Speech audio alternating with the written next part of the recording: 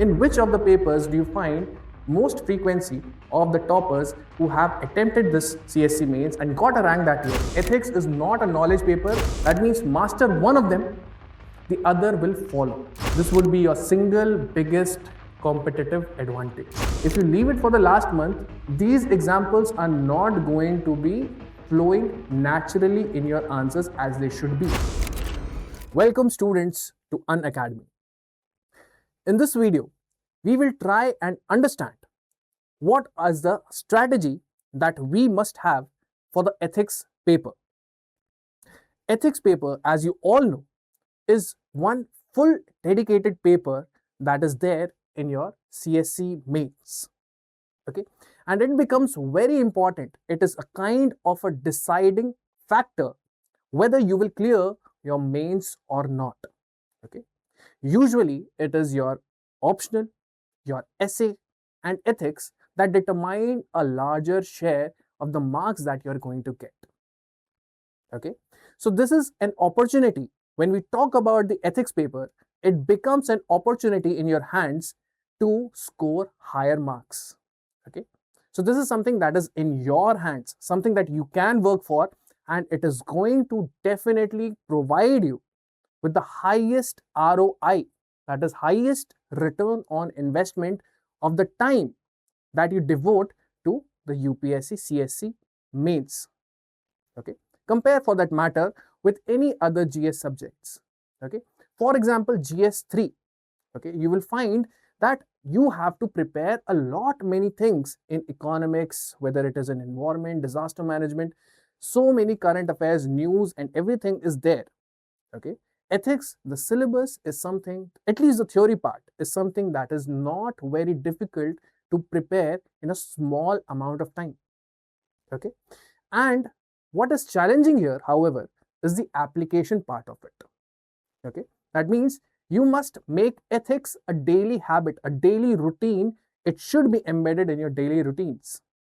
Okay, so let us start and understand what kind of strategy must be deployed and how should I proceed with my ethics preparation so that I can maximize the kind of marks that I get in ethics paper. Okay, so first, the highest ROI paper in UPSC mains. Okay, so it has a finite syllabus and it has a direct rank impact. That means the mains written marks gets counted towards your merit. Okay, so this means when we talk about how the marks are being allocated, we say that mains is something that is within my hands. Okay, interview, it may or may not be. Okay, it might depend upon the day also. Okay, it might depend upon the answers that I wanted to give, but I was not able to communicate it well. All right, but mains is always in your hands, and within that, ethics is something that is going to be well within your reach. If you prepare, if you do not delay, if you do not postpone it, if you do not ignore it, it is going to help you a lot. Okay, so first, most scoring GS paper. Okay, this is the kind of paper, if you look at the mark sheets of the previous year's toppers, okay, you will find that distinctively there is one paper that stands out. Okay, leaving aside essay, GS 1, 2, 3 and 4. In which of the papers do you find most frequency of the toppers who have attempted this CSE mains and got a rank that year? Mostly you will find that their marks would be very, very high in GS2, GS4. Okay, this tells me that these papers are quite predictable in nature. Okay, they are quite repetitive in nature. Okay, the questions might be different, they might look different on the outside, but usually the answers will utilize the same concepts, they will utilize the same principles, the same value systems, the same ethical theories, and therefore it is quite predictable in nature. And that is the reason. That is the reason that you can get a very high marks in UPSC ethics paper. Okay, so most scoring GS paper. Second, beyond ethics paper. Okay, beyond ethics paper, it has a multiplier effect. Okay, multiplier effect meaning that if you decide to prepare for ethics very strongly, okay, if you have a strong preparation for ethics, what will happen? Ethics will create a ripple effect. Okay, not only in this ethics paper, but it will also feed into various other sections also. It will elevate your essay. Okay, you already have a section. You find that there are number of philosophical essays. Okay, philosophical essays, many people find it difficult to write. What is the reason? They're not able to conceptualize abstraction into something that is material. Okay, something that is going to be proving to be a tangible example that they can write in the paper. So if you have mastered this kind of an ability, I'm not talking just about the knowledge, I'm talking about the application of understanding these abstract concepts, subjective things, and putting them into words so that you're able to effectively communicate. This kind of an ability is something that will help you in your essay paper as well.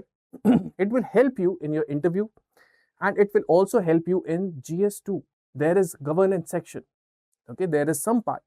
Because we find that the syllabus of UPSC at times it gets repeated across the different papers, you will find that the governance section is there in GS2. Okay, it is also there in GS4, right? It will help you in GS2 as well. Third thing, the real edge. That means how do the top scores land with respect to the preparation? That means what kind of strategy is required so that I gain a real edge. So first, better examples, better application, and better presentation. What I mean by better is apt. It must be apt. Okay, it must be suitable. What we mean by that is I must understand what is the difference. What is the difference between different sets of values that I've learned? Okay. For example, some words might feel very similar to each other, and therefore I might end up giving examples that is much more relevant to one of the values. By values, I mean honesty, integrity, you could say leadership, okay, you could say selflessness, okay, you could say openness. All of these kind of qualities or values that we talk about in ethics, okay, these examples must be attached and must be a strong example of the value that you are writing. Okay, so better examples come from your understanding. Okay, better application, that means you apply it to the real life examples also, and you are able to pick out such kind of examples, and you become someone who is naturally trained to write such examples whenever you are writing such kind of values. Okay, better presentation. Usually better presentation, it is not easy to write. So it is a very, what I mean by that is it is a very lengthy paper. Okay, you have to write more number of words. Okay, and it ends in 3 hours, just like the other GS papers. You have to solve section A, section B as well. Section A is the theoretical part mostly. Okay, section B is case studies. Okay, case studies is mostly the application part of it. Okay, so the way you present your answers, you must have had at least within, I would say, if I have to write, at least 4 papers must be written. Okay, at least 4 papers must be written, and you must have the ability to complete the paper along with all of this. Better examples, better application, and better presentation. Mostly the better presentation would come through practice, would come through the iteration. When you write so many number of papers, you will automatically improve. Okay, provided you get the appropriate feedback, provided you also derive insights from the topper copies. All right, so this is about the highest ROI paper. So here there's a statement that ethics is not a knowledge paper, it is an application paper. Okay, it is an application paper. It is not a knowledge paper, which means that if I have learned everything, if I know everything, am I going to get marks? You might be knowledgeable, but way you apply your knowledge, that is in a way that you are using your wisdom. Okay, and that is what is required, and that is what is being checked in these questions. Okay, so prepare it as a skill, not as a subject. Okay, that means majorly focus on application. Okay, it is not a subject of memorization, it is a subject of application. All right, so next. So first of all, understand the paper before you prepare for it. Okay, that means I must look at the syllabus. Okay, there are only 2 documents that the UPSC gives. and it would be a sin for us not to look at them. Okay, syllabus is one, for at least for the ethics paper, the syllabus is a set of keywords that you can utilize in your answers and get good marks also. All right, I would say please stick the UPSC syllabus right in front of your study table and go through it again and again and again till the time you have memorized it. Okay, so you must have this kind of a practice, because otherwise you will find that you are not able to interrelate with the topics, or you are over reading something, or you are going into unnecessary depth, or you are going for greater coverage than what is required or what is mentioned in the syllabus. All right, so to demarcate what is required, please have a clear understanding of the syllabus. And second, the previous year question, that is the second document that the UPSC gives us, is the previous year question, the set of previous year questions, right? So this previous year question, I must understand what is the changing pattern in ethics that I have seen. Has the paper become lengthier? Has there been more application based questions? Have there been repetitive questions from one of the sections?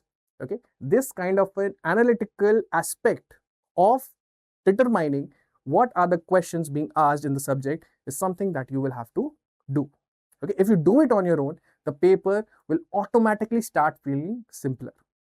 Okay, so it has two sections, but they are deeply connected. Okay, it is not like you have to prepare them separately. Okay, that means, of course, the answers, the kind of format that you use for the answers are different.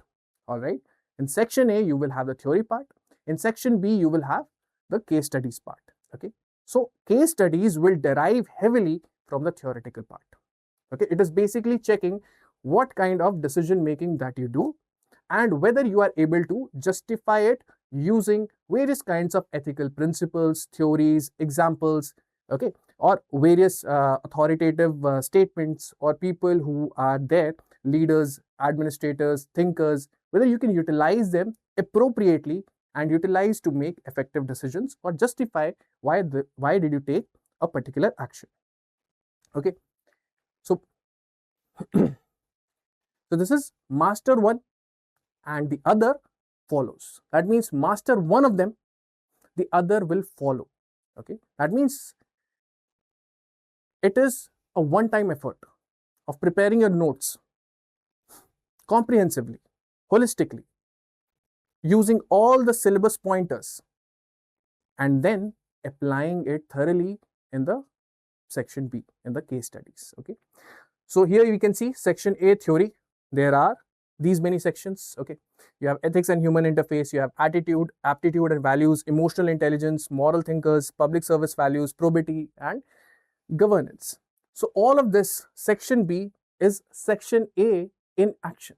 That means how do you utilize all your theoretical knowledge to justify the actions that you make, and it is deployed along various kinds of case studies. Okay, it may be administrative dilemma, it might be governance challenges, okay, it might be stakeholder conflicts. Okay, so different kinds of case studies would be given to you.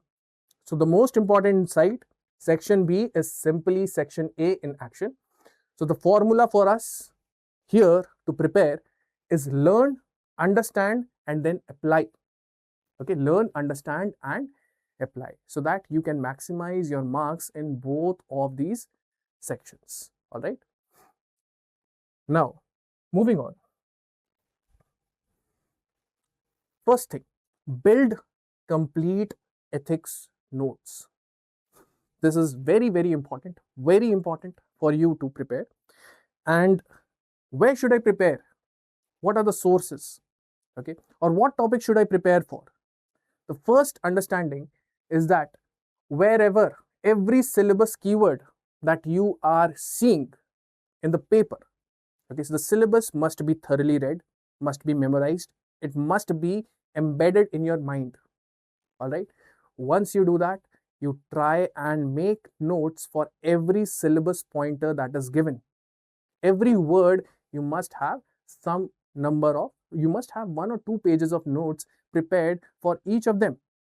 Okay, because they can ask questions from the syllabus, at least they will ask from the syllabus as well. Okay, so for syllabus, every keyword must be fully prepared and not just read. Okay, that means the toppers also. Okay, if you see a lot many toppers, people who have scored well in GS4 in ethics papers, you'll find that they prepare keywords. It is not just about topics. I must not just prepare about, suppose, say, corruption. Not preparing about various kinds of topics that are there in the current affairs, but about the keywords that are there in the syllabus. Whether I know about that keyword, whether I know what is the keyword precisely mean, okay, what is the definition of it, the meaning of it, okay, what kind of key concepts and dimensions are associated with that keyword, what are some of the examples and the current affairs that are linked with it. All right, so this is, for example, ethics in international relations. Okay, so there is a concept of just war theory. Okay, so just war theory, what kind of examples, what kind of current affairs are relevant from this point of view, just war theory. Okay, so they will ask you these kind of questions, and it would be relevant also in the theoretical part for you to quote these examples in apt manner. Okay, so please prepare what your notes must contain. Definition, okay, clear cut definition. I would suggest that you make it in your own words. Okay, this is because, as you have said, ethics is a paper of application. Usually the examiner who is going to check your paper, the paper evaluator, would be much more impressed if you have internalized the definition and produced it in your own words, okay, rather than a mechanical definition that you might have memorized from anywhere. Okay, so try not to be bookish in your approach. Try to be someone who can make a definition based upon the understanding derived from what you have read. Okay, core concept. Okay, what is the concept? What is the distinction between all of this? Okay, what is the distinction between the similar kinds of things? Okay, what is the difference between the kind of examples that I'm going to give? So the core concept must be clear, examples must be there, current affairs linkage must be there, if possible. Okay, a lot many people say that ethics, I may not be able to draw a diagram. It is not just limited to GS 1, 2 and 3. Even the ethics paper, you can utilize and make some diagrammatic representations. Okay, it helps to convey your point in a much smaller space and makes your presentation even more effective. Okay, so these are some things that you can make it in your notes so that you do not have to think on spot. When you are in the paper, writing that paper, you already have a diagram that you have practiced multiple times in your notes while revising your notes, and therefore you can easily use it in the paper. Okay, so these kind of diagrams, if possible, they must be included within your notes. Now, next, create your ethics repository. Okay, create your ethics repository. Ethics is built through examples. Through examples. Okay, you will find that when we try to understand things, we always ask for examples. Okay. If I just give you a definition of honesty, I give you a definition of integrity, it is important for me to distinguish between them through various kinds of examples. Okay, otherwise the definitions might sound similar, or you may not be able to fathom a situation in which you will feel that these things are different. Okay, so a lot many things might feel very, very similar to you, but they are different, and those difference is explored by examples. Okay, so you must have examples so that your understanding is perfect. It is crystal clear what is there and what is not there, what is not mentioned. Okay, so prepare a well-stocked repository of values, quotes, real world cases. This would be your single biggest competitive advantage. Okay, not only for this paper, it is also going to be very, very effective, very fruitful for your essay paper as well. Okay, so especially for the philosophical essays. The number one thing is value repository. What is a value repository? Okay, just like you have when you talk about the GS 1, 2 and 3 papers, usually we have a format of answers in which you have introduction, body and conclusion of the answer. You'll feel that there is substantiation part. Okay, that means how do you justify it, or how do you identify the different kinds of values? So this value is for GS4 paper. This is the kind of substantiation for GS4 paper. It is a kind of thing that you will utilize in various places of the answers. Okay, and you must not be wrong in utilizing them. That means apt at the appropriate positions, you must be utilizing them. So I must be prepared with value repository. Okay, suppose say if you look at the syllabus, there are number of values that are given. There are foundational values, there are civil services values. Apart from that, in the question paper itself, if you read the previous year questions, you will find a number of other values also. So at least for whatever documents that UPSC has given us, syllabus as well as the previous year questions, I must be prepared with understanding of the values that are given. All right, I would say something, I would give you a format. Okay, a format in which you can prepare it. If you prepare it that way, it will be easier for you to memorize as well. Okay, so if I say that their number of values may range from 40 to 45, I would also suggest that you go for mentioning the dis values also. What are dis values? Dis values are something that are values that are undesirable. Okay, so it could be like this: values. Okay, then examples. Okay, examples. One could be professional example, one could be personal example, because we have seen in the previous year questions, we have seen that they can ask you personal examples, they can ask you professional examples, they can ask you about administrative examples, right? And one more suggestion that you must take here is that these examples must not be 10-15 lines long. It must be very, very crisp. Your personal example must not run into 15 lines. Okay, it is not a story that you're telling to the examiner. Okay, in that case, what you're trying to do, it will, if you're going in such a manner, you are going for 15 lines for writing just one example, then you're wasting your space. In that space, you could have written 3 examples of 5 lines each. So it pays off for you to be very, very crisp. And that is the reason I will tell you that please prepare these personal as well as professional examples, maximum 4 lines. Do not exceed that number. Maximum. Okay.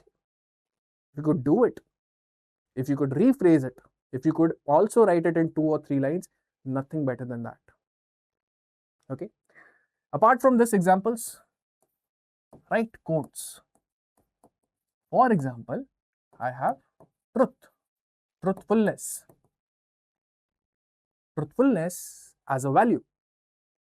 What are the professional examples? What are the personal examples in which you showed truthfulness or in which you encountered truthfulness? Okay. What is the kind of quote that you can have here which would be very apt as an introduction if you write this quote? Okay. So there can be a quote on truth. Okay.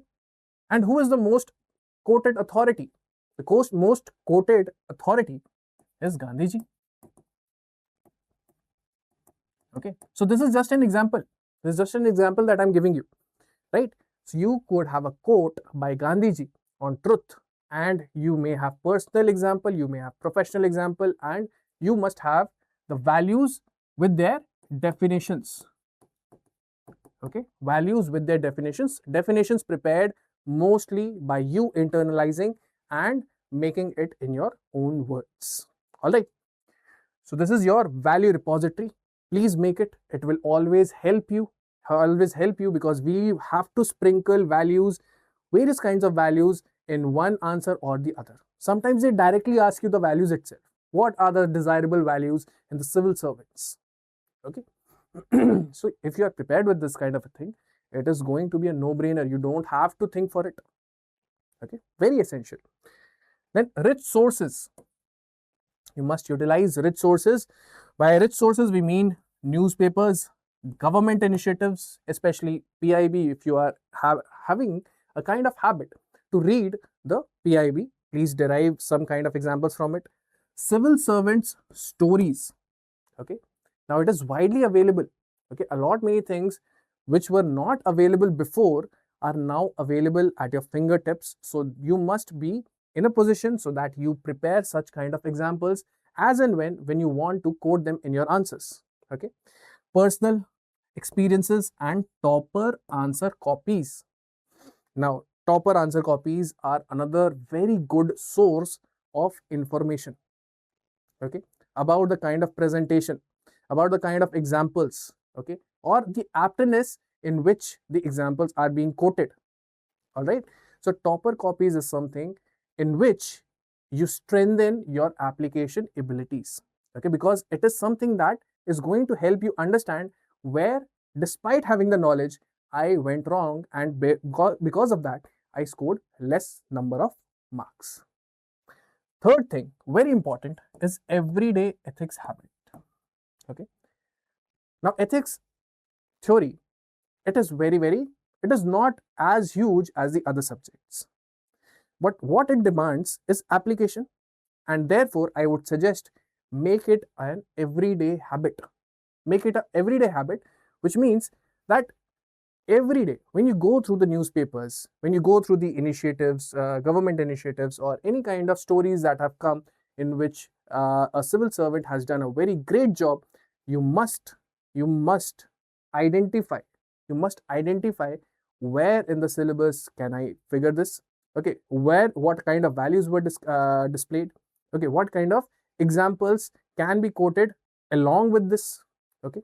So this must become your everyday habit, okay. Every day, if you identify these kind of things, every day I identify which dimensions in which I must explore this kind of an example, you are going to have a distinctive answer as compared to people who just prepare those examples by rote learning in the last month of mains. Okay, usually that is something that a lot of aspirants go through, that they will prepare in the last month, okay, because they have to prepare for GS2, GS3, GS1, they have to prepare for optional. Okay, usually ethics gets ignored. Okay, if you leave it for the last month, these examples are not going to be flowing naturally in your answers as they should be. So make it an everyday ethics habit. Try to determine whatever sources you are consuming, what are the ethical dimensions associated with it. Okay, because with the changing era, there might be more kind of questions that might come up. For example, technology. When you read about new kind of technological interventions, okay, what kind of ethical dimensions can you think of? Okay, how does artificial intelligence create a kind of ethical dilemma with respect to the privacy of the citizens? Okay, these kind of questions can come. Okay, so you must be always thinking on the basis of ethical dimensions. Try to devote some amount of time, 2-3 minutes only, but it will sharpen your edge. All right. So your examples become unique, memorable, and that is exactly what the examiners will reward. Okay. So examiners will reward not the ones who are going for repetitive examples from the same source that everyone has memorized. Everyone is quoting the same examples. You have a distinctive edge, not just with respect to the examples, with respect to the diversity of examples, but also with respect to the apt and suitability of the example that you quote at the various places of the answers. All right. So please have this kind of a habit. You can start now also if you're writing the paper in 27. Now, pillar 3, master case studies. Master case studies. Okay. Now, if you see the case studies and you try to group them in various kinds of themes, if you try to make buckets out of it about what kind of questions are being asked in various sections, okay, you will find that some kind of theme-wise pattern will emerge. Okay, I have mentioned a few patterns that you will see, that it's based upon corruption, public interest versus rules, okay, legality versus morality, okay, conflict of interest. Conflict of interest, that means there is a conflict between the public interest and your personal interest. Okay, so whistleblowing, that means your company is doing something wrong and it becomes your professional, because you are bound by your professional integrity. Okay, you are not supposed to leak out any kind of confidential information. Should you blow the whistle or should you stay shut? All right, these kind of cases. Compassion versus procedure, that means should I talk about For example, there was a case study based upon a woman who definitely was in need or was a beneficiary of a scheme, but she did not have the required documents. In that case, if you are the decision maker, then are you going to not give the benefits of that scheme to that woman just because she does not have documents? So that is a question, that is a dilemma that you have, that now as a person who is in the authoritative position, you have to balance compassion with procedure, right? What kind of solution you will have? Transparency. That means how much, because we talk about public offices, we talk about the government, civil servants, what kind of transparency must be there? That means how much should we show and how much should we keep as secret? Okay, something that must not come into public view. Okay, so how much of transparency is desired? Okay, so you also have it in governance, you have it Right to Information Act in 2005, right? So usually you will find that in case studies we try to have this kind of a framework. Okay, this is a kind of a framework that is something that you will find that the case studies are solvable and they are appropriately addressed. They appropriately address the demands of the question when you go through this framework. Okay, so for any kind of case study, if you try to identify the stakeholders, what we try to do is we go through the case study. Okay, we try to identify who are the stakeholders here. Okay, if you are identifying the stakeholders here, you are also trying to understand what is their interests. Okay, and based on their interests, you also understand what kind of rights, duties the stakeholders will have and what is being violated. In that case, you are trying to identify the ethical issues. Once you do that, it helps you. This kind of a process, it helps you to determine what are the options that are available. That means you turn a blind eye towards it, or you go for self-sacrifice. Okay, that means you go for some kind of sacrifice at your own behest. Okay, or you try to have some kind of a middle path. What do you think? Okay, basically, so analyze the merits and demerits of all the options available. Then choose one option, choose the best option, and then you have to justify. Okay, whatever option you choose, you analyze the merits and demerits, and then you justify using theories, constitutional values, and emotional intelligence. Okay, here that is the reason I was talking about the theoretical part feeding into the case studies part. That means even in emotional intelligence, I have how many things? I have self-awareness, I have self-regulation, I have empathy, social skills, and motivation. Okay, so suppose you are some person who is at an authoritative position, and there is a subordinate who is not well. Okay, so what kind of framework will you use so that you can help them? So you must practice emotional intelligence. That means you must be aware of your own things. Okay, you must be able to regulate your emotions. You should not be excessively angry at them. Okay, so this kind of a framework can be utilized from the theoretical portions into your case studies also. Okay, so key rule: write fewer options, analyze them deeply, not many options with shallow reasoning. Okay, so this is about case studies. We are talking about this particular key rule is about analyze merits and demerits. Okay, and options available. What happens is, I wanted to highlight this point. What happens usually in case studies? Okay, you are able to go through this. Everyone can go through this kind of a framework. Where they go wrong, usually you will find that in the anticipation of getting more marks, what do? They list 5 options. 5 options. Somebody, let us say 6 options. Now for all of these 5 options, you are going to write merits and demerits. I write how many merits? I write at least 3 merits. How many demerits? At least 3 demerits. Okay. How many points then? This is 6 points. 6 points multiplied by, for every option, it is 30 points. Okay. So this is too many options. Okay. It is not possible for you, to complete this paper if you are writing so many options. Usually the golden number would be 3. If you have many more options available, please write the 3 best options that are available to you. Then analyze their merits and demerits. In this case, it would be 3 into 6 points. That would be 18 points. Something that is manageable across the case studies. Right?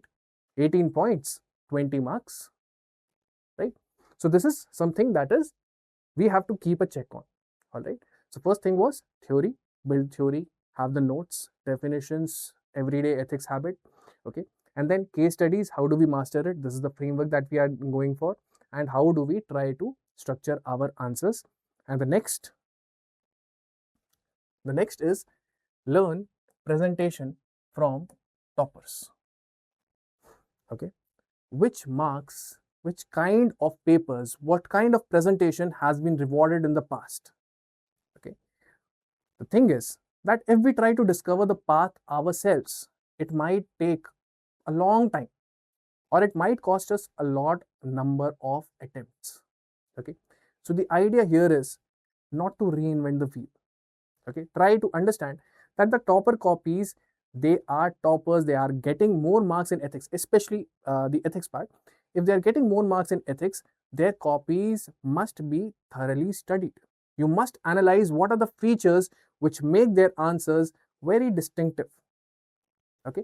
And also try to compare those answers with substandard answers or your answers also. Okay. If I am writing, suppose if I am writing a substandard answer and I feel that I have written everything that I could, what could have been better? How could it have been presented better?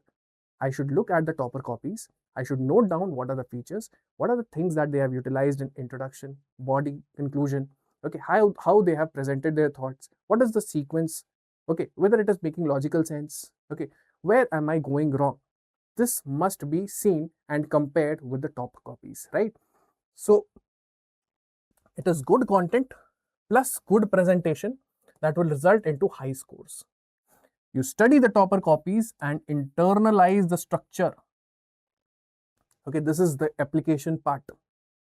Okay, this is the application part. Knowledge part to done. Application part in case studies. And this application part further strengthened by using the topper copies. Okay, so introduction, strong definitions, relevant quotes, contextual openings. It signals depth immediately. Okay, you will find that one of the topper copies that I was going through, okay, you will feel that they already knew the question when they were writing the introduction of that question. Okay, that means it was a code-based question, and to that introduction, you will feel that they had this kind of an introduction already in mind. They already had seen the question before, and therefore such an apt kind of introduction they were able to write. How are they able to manufacture such kind of introductions? All right. So this must be going for, it signals depth to the examiner. The examiner is automatically impressed by the opening line itself. It is a contextual opening. It is not a generic one. Okay. Most of the times why we lose marks is we find that a lot number of introductions that we have write, they are very generic in nature. Okay. So this is going to give you more amount of marks. Okay, so analyze the introduction mein what are the things that they are going for, and that could be much better with respect to your answers. Body, what are the clear headings? You must not label an answer or the body part of the answer with wrong headings. Okay, even if you have written the right answer, it signals that you have not understood the question itself. All right, and believe me, the examiner is in such a hurry that they might even think that this is a wrong answer. Okay, so appropriate headings are a must. Okay. Also about handwriting. Okay, what happens is that oftentimes introduction merges into the body part of the answer, and body part of the answer, heading 1, heading 2 merges together, and everything becomes a big mess. Okay, please try to box the headings. Okay, this kind of a box must be made along the headings. All right. So the point is, try to understand what they are going for in the body part of the answers, toppers, stakeholders, tables, value-based analysis, and diagrams wherever it is applicable. Okay, if they are doing for values-based analysis, what kind of different kinds of examples that we were seeing in the earlier slide about the values repository, that what are the values that they're going for. Conclusion: ethical resolution with a balanced governance approach and a positive constructive way forward. Okay, so always it should not be that you are ending on a negative tone, or you are saying that the outcomes can never be improved. Okay, it must be constructive. Even if you're criticizing the things in your answers, it must be constructive. Okay, and try to see how do the toppers conclude, what are the features of their answers when they try to conclude. Okay, avoid this. Do not turn ethics answers into GS2 policy answers. Okay, a lot many times what happens is that governance, since we talk about the GS2 paper, polity, governance, social justice is there, and a lot of things overlap because it is about welfare. Okay, so a lot of things overlap, even in the public administration part, even in the governance part, you find that it will overlap with the ethics paper. Okay, you are not going to, your answers must not sound like a GS2 paper. It must not sound like a GS2 answer. Okay, for example, many people will start quoting article numbers, okay, constitutional article parts. But the thing is that this is an ethics paper. Okay, you should utilize the ethical frameworks. You should utilize the words that are corresponding to those things. All right. So don't make it a GS2 paper.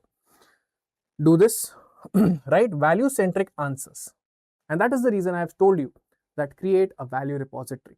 Okay, that is anchor every argument to an ethical principle and not just administrative logic. Okay, that is what makes you an ethical administrator. All right, moving from bad governance to good governance and then ethical governance. Okay, so this is about enriching your answers with values. All right. Now coming to the revision strategy, these were all the pillars of your preparation. Okay, try to ensure that these things are done. This checklist is done 100%, and then your revision must be there. This is your revision strategy. Okay, so make ethics, please make it a daily habit. Some things take time. Okay, some things take time for them to yield results. Okay, it is not going to be like this that one day you decide and in the next month you become an expert in ethics. You become an expert in quoting examples right from your mind, and they are very apt and suitable. It does not happen like that. Okay, so I would also, because we are trying to understand this, I would also say that please do not be discouraged. Okay, that it may not come naturally to you in the beginning. Okay, but what I want you to do is persevere. Okay, try to persevere. That means you face this adverse times with courage. Okay, and if you do it for a very, very long time, you will see that you are placed much better than people who do not practice as such. All right, so first thing is make ethics a daily habit, cannot be prepared once and forgotten. Consistent structured revision is what separates solid scores from exceptional ones, and I've already given you what kind of everyday ethics things that you must do. Current affairs. Okay, current affairs, you must identify what are the ethical dimensions with respect to the news that I'm reading today. Okay, even if it is 7 to 8 articles that I'm reading from Hindu, I must try to analyze the ethical dimensions. What are the ethical dimensions here? How do I justify, or what is justifiable, what is not justifiable here? All right. Please daily practice. Try to go through your notes, weekly revision. Okay. Regular practice and daily practice, yes. Reflection and update. Okay, reflection and update, it is mostly about your everyday ethics. That means that you must reflect and update what kind of things, what kind of improvements can you go for. Okay, whether you can write one more example, whether there was current affair example that was much more suitable in one part of your notes. So maybe you could delete the other, maybe you could remove the other example and utilize this. All right. So treat ethics like a fitness routine. Okay, small daily effort, it compounds into exam day confidence and a naturally value driven writing style. Okay, it is going to take you hardly 15 minutes of your time every day.